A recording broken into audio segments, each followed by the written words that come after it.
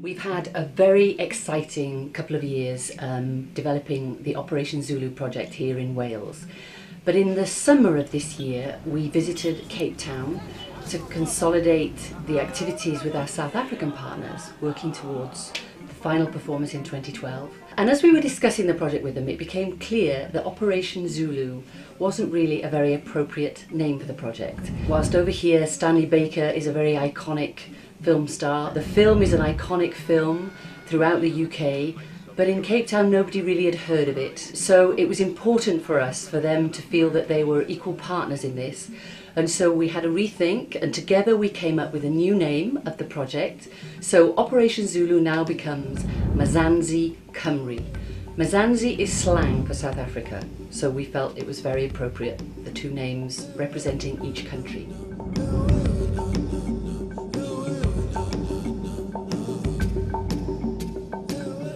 I think we've set ourselves a very scary and ambitious challenge. The Mzansi Cymru Project aims to bring together participants from South Africa and from Wales. A team, the creative team, visited in the summer to consolidate and to get our creative partners on board. We had an extraordinary time there, and we came back not with 2 or 3 partners, but with 6 creative organisations. And one of those is Zip Zap Circus, who are based in Cape Town. They work with township kids, involving them in training, circus training and skills, and helping them to develop as individuals. A lot of those kids will be having very difficult challenges in their home lives. In addition to Zip Zap Circus, we are going to be working with the wonderful Fazeka Choir, who have visited Wales in the past and have linked up with Valley's kids.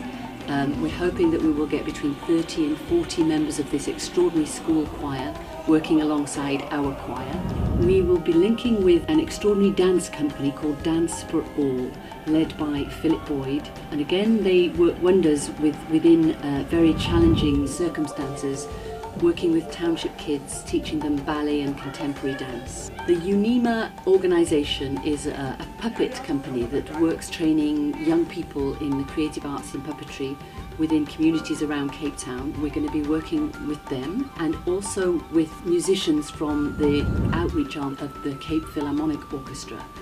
In addition to these creative groups, we're linking up with Artscape, who are a huge venue based in the centre of Cape Town.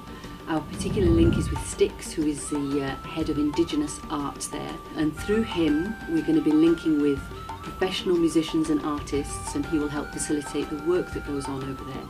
And of course, one of the most important groups are Amampondo, who are a percussion band, one of Nelson Mandela's favourite groups, who will be at the kernel of the work that goes on there.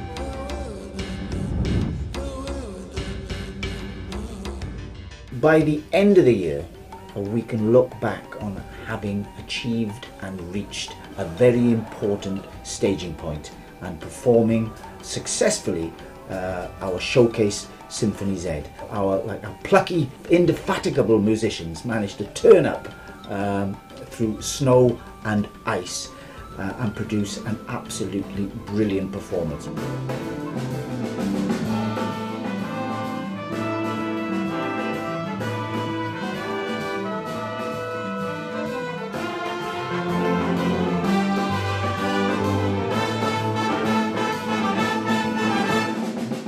We had on the day, we had on the stage, it must have been 80 performers who had battled through these imposing conditions, and in the audience we had up to 100 likewise who had done the same, and we achieved what we set out to achieve.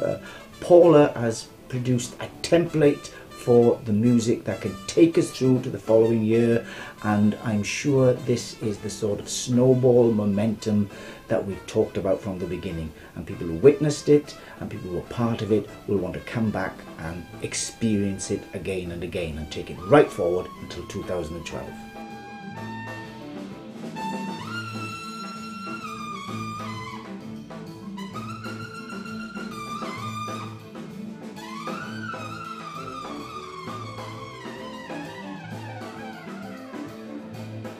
I thought it was very rousing, and I would like to see more of it, and more of a, you know, I'd like to see where it's going to go. This is a sort of the midpoint of what you're doing, because the music is terrific, isn't it? The band was fabulous. The way the choir acted and interacted with everyone else. The kids in the front doing whatever they were doing, that was magic, just watching them without anyone telling them what to do. And the fella who played the trumpet who made it talk, if I could only come to see him, that would have been great. But then when you put it all together and listening to the story, I'm just sorry for the people who couldn't get there. But for me, brilliant night. Thank you very, very much.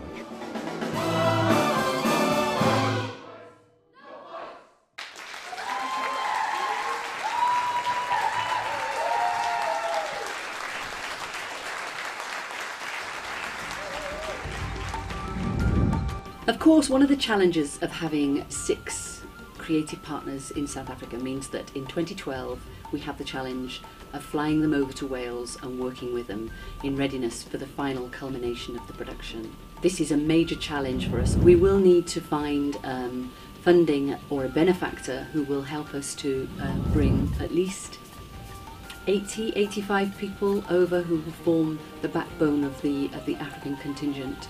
And the hope is that by bringing them over, we are helping to forge creative links between our existing partners within Wales who are working on the project, and that we will forge a long-term link between the two countries, the two communities, so that after the end of the project there will be a long-term relationship which we can build on that will have mutual benefits for both partners.